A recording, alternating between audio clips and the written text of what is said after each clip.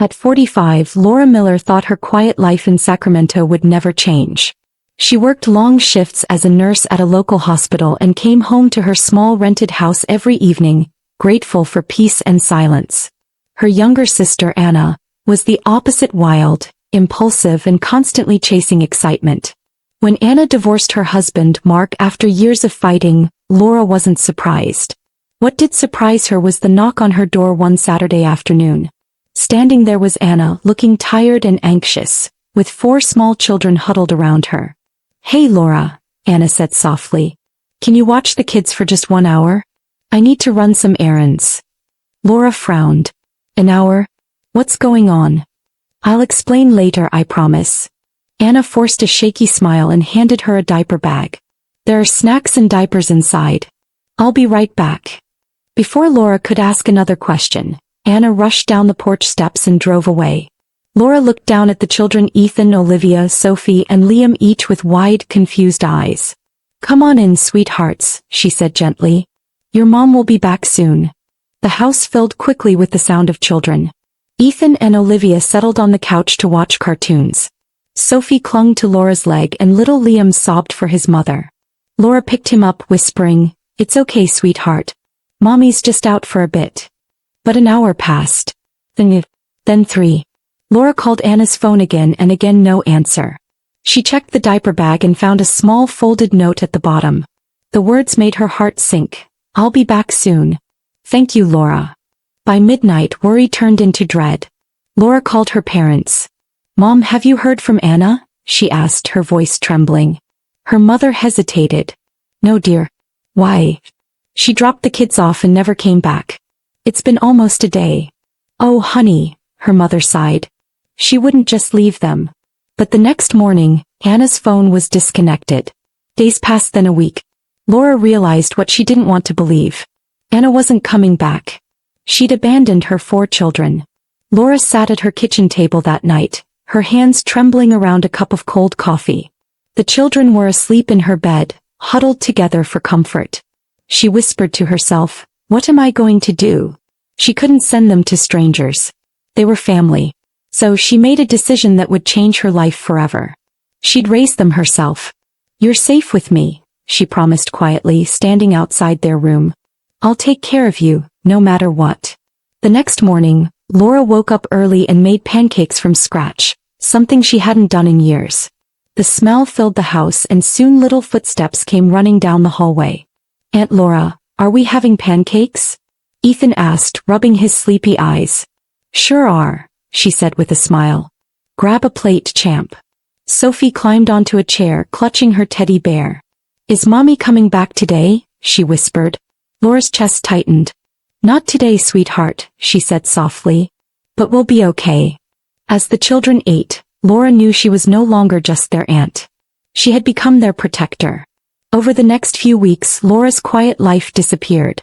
She spent her mornings getting Ethan and Olivia ready for school, afternoons chasing Sophie and Liam around the living room, and nights working double shifts at the hospital to keep up with bills. Sleep became a luxury. She often nodded off at the kitchen table with paperwork in front of her. But every time she looked at the children, her exhaustion faded a little. They needed her and that gave her strength. Money quickly became a struggle. Laura's nurse salary had always been enough for one person, not 5. She started packing leftover food from the hospital cafeteria to save on groceries. One evening as she tucked Ethan into bed, he asked, "Aunt Laura, are we poor now?" Laura smiled sadly. "We're not poor, honey. We just have to be careful with money." Ethan nodded thoughtfully. "That's okay. We have each other." Those words hit her heart. She kissed his forehead. "Yes," she said softly. "That's what matters most." Weeks turned into months and the children began to settle into their new life. Ethan helped Olivia with homework. Sophie followed Laura around the kitchen, always asking questions. Liam, who was only 2, clung to her constantly, calling her Mama, one night by mistake. Laura froze when she heard it. "Mama?" he repeated, looking up at her with sleepy eyes. Tears filled her eyes as she whispered, "It's okay, baby. You can call me that if you want." From that moment on, Liam never called her anything else. Laura decided to make everything official. She contacted a social worker named Mrs. Reynolds, who visited their small home one Saturday morning. She checked the bedrooms, talked to the children, and asked Laura 1,000 questions. When the visit ended, Mrs. Reynolds smiled. "You're doing a wonderful job," she said. "I'll approve you for temporary guardianship." Laura felt a wave of relief. "Thank you," she whispered. Mrs. Reynolds placed a hand on her shoulder. "You're giving these kids something precious, stability." For the first time in months, Laura felt like she was doing something right. Life slowly found rhythm again. Ethan and Olivia flourished in school. Olivia loved music and joined the school choir. Sophie became obsessed with dancing and twirled around the house in her little pink skirt. Liam learned new words every day and followed his siblings everywhere. Each child had their own spark, their own joy, and Laura cherished every bit of it. Her house was loud and messy now, but full of laughter and life. Sometimes, after everyone went to bed, she'd sit in the living room smiling, grateful that she hadn't given up on them. One evening, as Laura was folding laundry, Olivia came in with a drawing. "Look, Aunt Laura. It's you and us." She pointed proudly to a stick figure family, Laura with a big smile, holding hands with 4 little figures. "That's beautiful, sweetheart," Laura said, holding back tears. "Can we send it to Mommy?" Olivia asked. Laura hesitated. "Not right now, sweetie.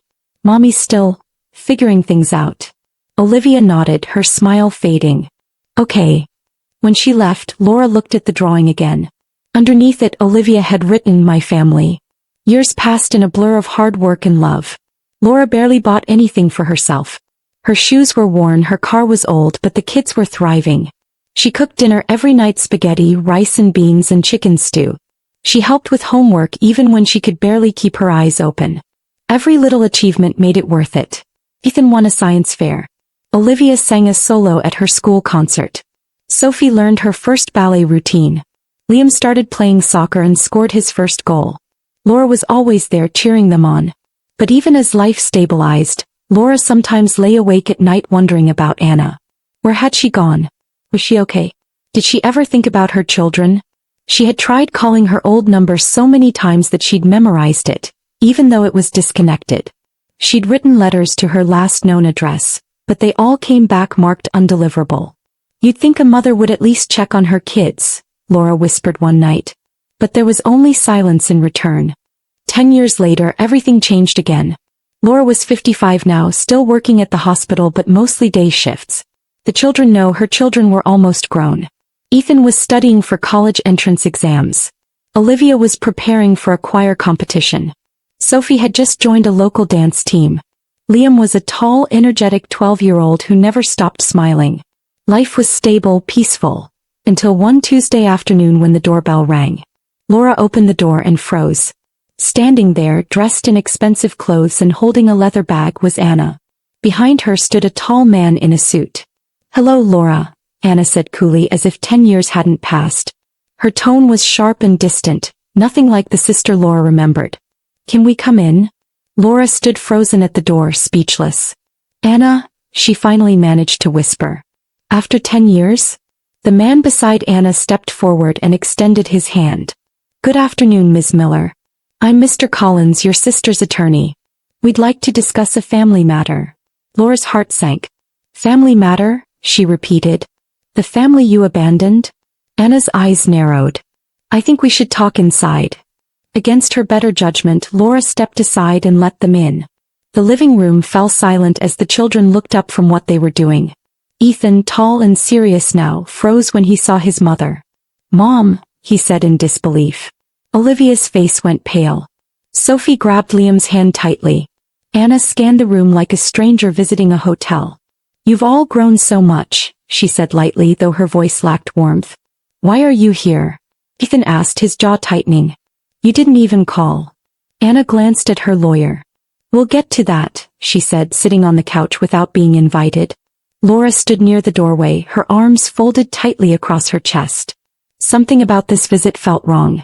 Mr. Collins opened his briefcase and handed Laura a stack of papers. "This is a custody petition," he said calmly. "Ms. Turner is filing to regain full parental rights of her children." Laura blinked, confused. "What?" she said slowly. "You can't be serious." "I'm completely serious," Anna replied. "You've kept my kids from me for 10 years. Laura's voice shook with anger. Kept them from you? You left them on my porch with a diaper bag and a note. You vanished, Anna. Your phone was disconnected. I searched for you. Anna's face stayed cold. That's not true. You didn't want me to see them. You made sure I couldn't. The children watched in disbelief as their biological mother lied right to their faces. Ethan stepped forward, his voice firm. Mom, that's not what happened. Anna turned to him. You were just a child. You don't remember clearly. I remember everything, Ethan said, his voice trembling but steady. You said you'd be gone for 1 hour. We waited for days. Aunt Laura cried every night because she didn't know what to tell us. Anna's expression darkened. You're being dramatic. You'll understand when you're older. I'm 18, Ethan said. Old enough to know when someone lies. The lawyer cleared his throat. Ms. Miller will see you in court in 3 weeks. He packed his papers neatly while Anna stood up. I'll get my children back, she said coldly. You'll regret keeping them from me. Then they left, leaving stunned silence behind. The children surrounded Laura. Olivia was crying. Sophie was shaking. Liam clung to Laura's arm. Are we going to have to live with her? Olivia sobbed. No, sweetheart, Laura said, holding her close. You're staying right here with me. But deep inside, fear twisted her stomach. She knew courts could be unpredictable. She stayed up that night, staring at the ceiling, replaying every word Anna had said. Something didn't make sense. Why no? Why after 10 years? Then the truth hit her, the house. The one her parents had left her, worth nearly $500,000. Anna must have found out. It's not about love, Laura whispered bitterly. It's about money. The next morning, Laura began preparing for battle. She dug through old boxes, searching for anything that could prove Anna had abandoned the children. She found the old diaper bag, faded but still there. Inside was the note, I'll be back soon. Thank you, Laura. Her hand trembled as she held it. Then she found years-old text messages, Anna asking for money but never mentioning the kids. It was evidence. So she needed more. That's when she remembered Mark, Anna's ex-husband. He might know something. Laura found Mark's number through an old friend and called him that evening. Mark? It's Laura. There was a pause before he answered. Laura. It's been a long time. Yes, it has. I need your help. Anna's back, she's trying to take the kids. Mark sighed heavily. I'm not surprised. She's probably broke again. She claims I kept them from her. I need proof that's not true. There was a moment of silence. Then Mark said, you might want to come by. I have something you need to see. What is it? Laura asked. A video, Mark replied. You'll understand when you watch it. Laura drove 30 minutes across town to Mark's small apartment. He looked older and tired but kind. Come in, he said, leading her to the living room. He picked up his phone and opened a file. This was taken about a year after Anna left the kids with you. My friend recorded it at a bar. He hit play. On the screen, Anna sat at a bar laughing with friends. For kids were just too much, she said. I needed a new start. Let Laura deal with them. She loves playing the saint anyway. The people around her laughed. Laura's hands clenched. She really said that, she whispered. She did, Mark said quietly. You can use this in court. I'll testify if needed. That night, Laura could barely sleep. She kept replaying the video in her mind, Anna's laughter, her casual words, the cruelty behind them. But for the first time in days, she also felt hope. She had evidence. The next morning, she contacted a lawyer named Mr. Harris, recommended by her friend Jennifer. Sitting in his office, Laura laid everything on the table, the note, the texts, the video. Mr. Harris watched in silence. When the video ended, he looked up. This is powerful, he said. She won't be able to lie her way out of this. We'll make sure the truth is heard. Laura nodded. I just want to protect the kids, she said. They've already been through enough. The 3 weeks leading up to the court date felt endless. Laura was exhausted, anxious, and afraid, but she tried to stay strong for the kids. Everything's going to be fine, she told them, even when she wasn't sure. Olivia cried every night. Sophie had nightmares. Liam asked her daily, will she take us away? No, baby, Laura said, hugging him tightly. You're staying right here. Still, she couldn't shake her fear. When the morning of the hearing finally arrived, Laura dressed neatly, gathered her evidence, and took the children by the hand.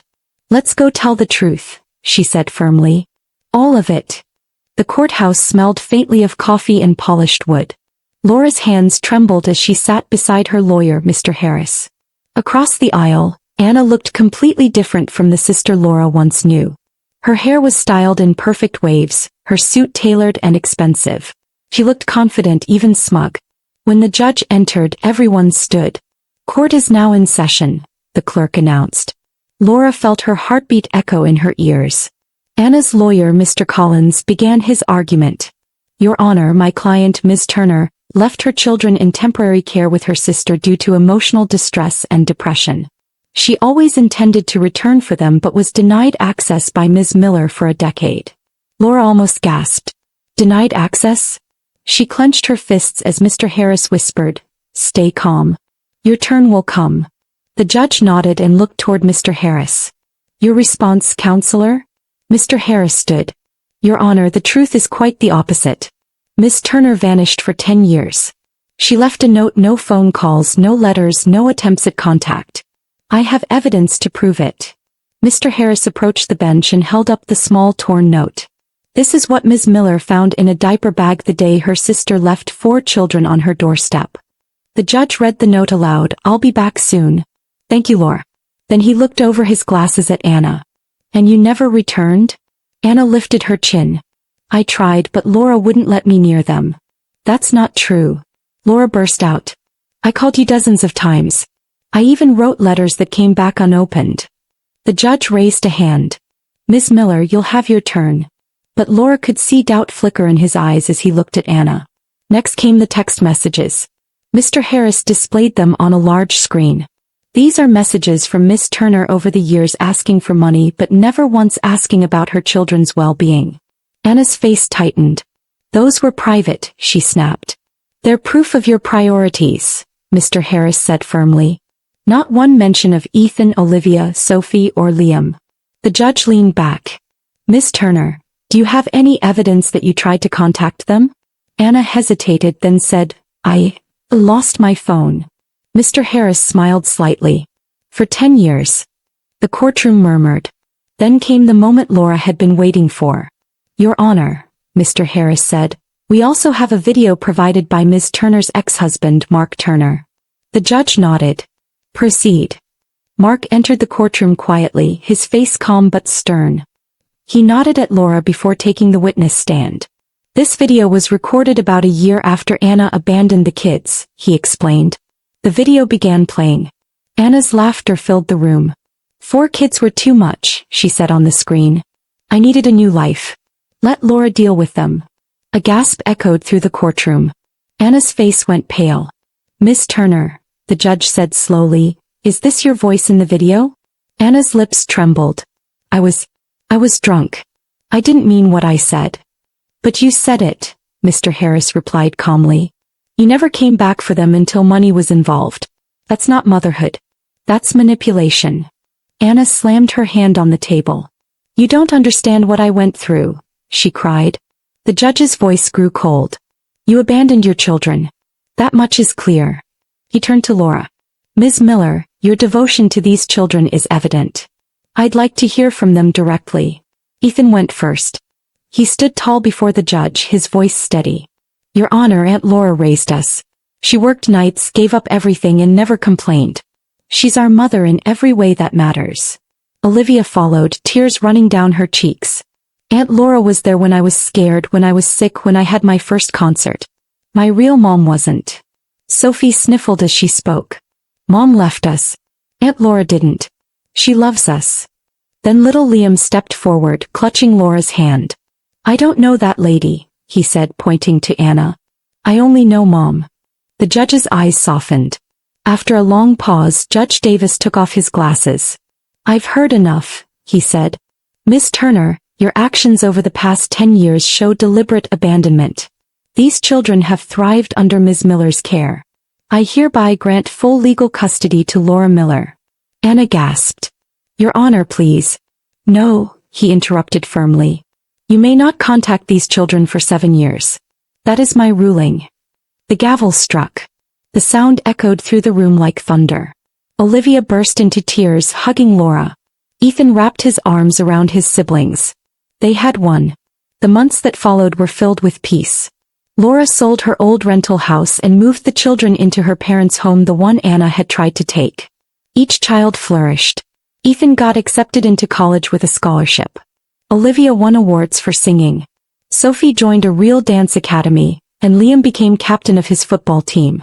The house was alive with laughter, music, and hope. One night, as they all sat around the dinner table, Ethan said, "Mom, you gave up your whole life for us." Laura smiled through her tears. "It wasn't a sacrifice," she said. "It was love." Years passed and the pain of the past faded into distant memory.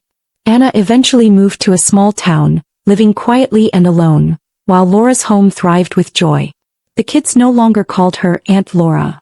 She was just Mom, the one who stayed, who loved, and who never walked away. One evening, as the sun set over the backyard, Liam wrapped his arm around her shoulders and said softly, "You saved us, Mom." Laura looked at her children, her eyes shining. "No," she whispered, smiling. "You saved me too." Moral lesson. True family isn't always about blood, it's about love, sacrifice, and the courage to stand by the people who need you most. Thanks you for watching, and please remember to tell us where you are watching from today. Hit the like button, comment, and subscribe to this channel for more of this.